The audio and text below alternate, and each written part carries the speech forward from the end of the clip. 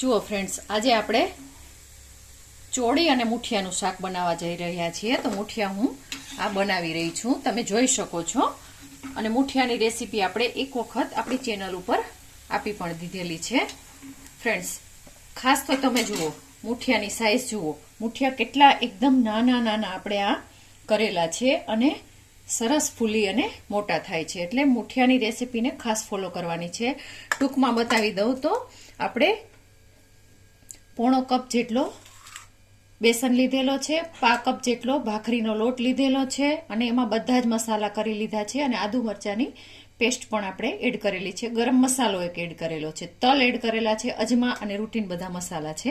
તો બસ આને આવી જ રીતે આપણે તળી લેવાના છે. ફ્રેન્ડ્સ, દાણા અને મુઠિયાનું શાક તો આપણે ઘણું ખાતા હોઈએ છીએ, પરંતુ મારા ઘરમાં ચોળી અને મુઠિયાનું શાક પણ ખૂબ જ બને છે. તો આજે એની રેસીપી તમને આપવા જઈ રહી છું. જુઓ, મુઠિયાની સાઈઝ તમે જોઈ શકો છો કેટલી મોટી થાય છે. આ મુઠિયું જુઓ અને જુઓ ફૂલશે એટલે ખૂબ સરસ એવું તૈયાર થશે. તો આવી જ રીતે બધા જ મુઠિયાને આપણે તળી અને તૈયાર કરી લઈશું. જય શ્રી કૃષ્ણ મિત્રો, મારું ગુજરાતી કિચનમાં આપનું સ્વાગત છે. ઘણા સમય પછી આપણે આજ સરસ એક નવીન શાક બનાવવા જઈ રહ્યા છીએ. તો ચાલો શરૂઆત કરીશું. ફ્રેન્ડ્સ, હવે આપણે આ જે મુઠિયા તળેલું તેલ છે ને એ જ 1 ચમચી કુકરમાં લઈ લેશું. અને આપ જોઈ શકો છો મુઠિયા આપણા ખૂબ જ સરસ તૈયાર થઈ ગયા છે. અને હમણાં તોડીને પણ બતાવું છું, ખૂબ જ ગરમ છે એટલા માટે. તો હવે આ તેલ સહેજ આપણે કુકરમાં ગરમ થવા દઈએ. જુઓ, સહેજ ઓઇલ ગરમ થઈ ગયું છે. તો આપણે એમાં થોડી એવી આદુ મરચાંની પેસ્ટ એડ કરીશું અને હલાવી લઈશું.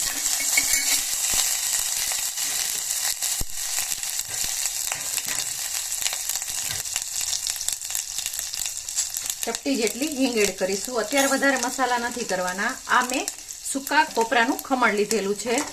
તમે લીલા કોપરાનું ખમણ લેશો તો ખૂબ જ સરસ ટેસ્ટ આવશે. મારી પાસે આજે નથી એટલા માટે હું આ સૂકા કોપરાનું ખમણ લઉં છું.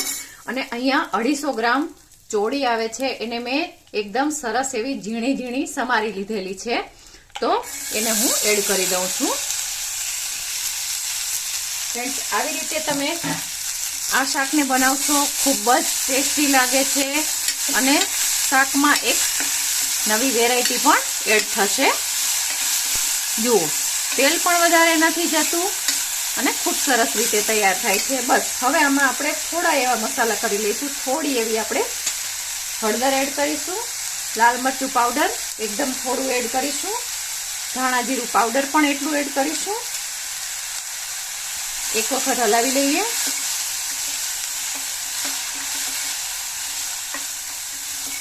ખાસ તો આદુ અને કોપરાથી આને સહેજ આપણે સાતળી લઈશું એટલે ખૂબ સરસ ટેસ્ટ આવશે.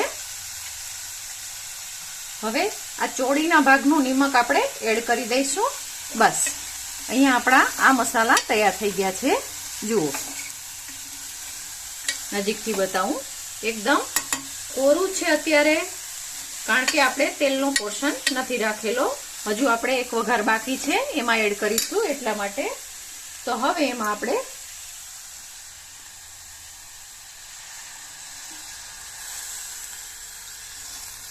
¼ કપ જેટલું પાણી એડ કરી દઈશું અને 2 વિસલ વગાડી લઈશું. તો હવે આને બંધ કરી દઉં છું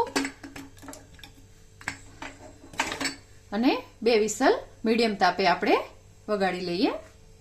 જુઓ, આપણે ગેસ ઉપર કઢાઈ મૂકી દીધેલી છે. હવે આ મુઠિયા તળેલું જે તેલ છે એ જ આપણે આ 3 ચમચી જે રેગ્યુલર આપણે ઉપયોગમાં લઈએ છીએ 3 ચમચી જ તેલ લઈશું અને સહેજ ગરમ થવા દઈશું.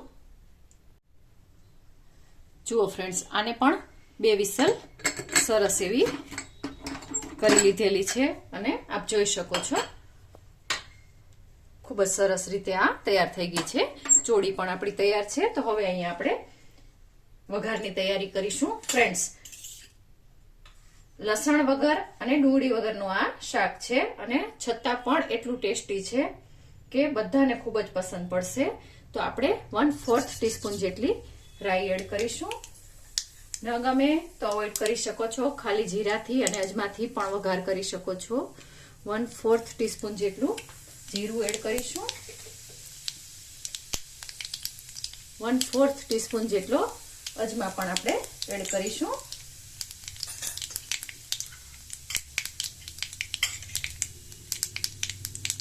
એક ટીસ્પૂન ફૂલઝરી અને આદુ મરચાંની પેસ્ટ લેવાની છે. ફ્રેન્ડ્સ, તમને વધારે મરચું ગમતું હોય અને એકદમ ગ્રીન શાક બનાવવું હોય તો તમે વધારે પણ લઈ શકો છો અને લાલ મરચું પાવડર અવોઇડ કરી શકો છો. હિંગ એડ કરીશું ચપટી જેટલી. સાથે જ 1/2 ટીસ્પૂન જેટલો મેથીયો મસાલો એડ કરીશું. અને આ 2 નાના એવા ટમેટા હતા. મોટું ટમેટું હોય તો એક કાચું જ ક્રશ કરેલું છે. બસ સીધું જ આપણે આમાં એડ કરી દેવાનું છે.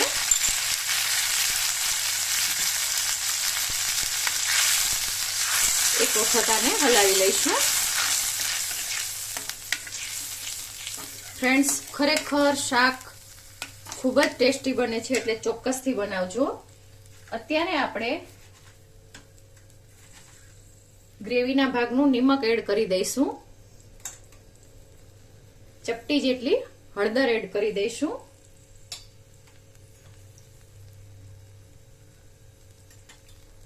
મારે આદુ મરચાંની પેસ્ટમાં મરચાં તીખા હતા એટલે 1/4 ટીસ્પૂન જેટલું લાલ મરચું એડ કરું છું અને ધાણા જીરું છે એ 1/2 ટીસ્પૂન જેટલું એડ કરું છું. 2 વખત 1/4 ટીસ્પૂન એડ કરેલું છે. બસ આને હવે આપણે તેલ છૂટે ત્યાં સુધી પકવીએ. તો હું આને ઢાંકી દઉં. એ દરમિયાન ફ્રેન્ડ્સ, ખાસ તમને મારા મુઠિયા બતાવી દઉં. જુઓ, મુઠિયા ખૂબ જ સરસ તૈયાર થયા છે.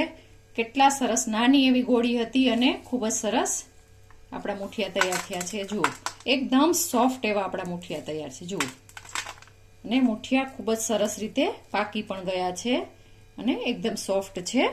તો બસ આવી જ રીતે આપણે થોડા મુઠિયાના ક્રશ કરી લઈશું આવી રીતે. અને થોડા આપણે આખા એડ કરીશું. તો 4-5 મુઠિયા મેં આવી રીતે આ ભાંગી લીધેલા છે અને આમાંથી આપણે બીજા થોડા આખા એડ કરીશું. ફ્રેન્ડ્સ, તો હવે 2 મિનિટ થઈ ગઈ છે. આપણે એક વખત ગેસ ધીમો કરી અને ચેક કરી લઈશું. જોઈ શકો છો તેલ છે એ ખૂબ જ સરસ રીતે ઉપર આવી ગયું છે. અને સાથે જ ફ્રેન્ડ્સ, હવે આપણે અહીંયા થોડી કસૂરી મેથી એડ કરી દઈશું. 1/4 ટીસ્પૂન જેટલી જ એડ કરવાની છે. અને અહીંયા મેં થોડી વરિયાળી અને આખા ધાણાનો પાવડર લીધેલો છે, જેથી કરીને સરસ એવો ઊંધિયાનો ટેસ્ટ આવે.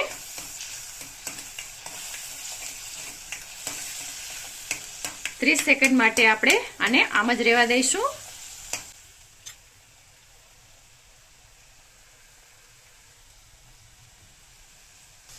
સેકન્ડ પછી આપણે થોડો ચાટ મસાલો અથવા તો સંચળ પાવડર, તમને જે ગમે એ એડ કરી શકો છો.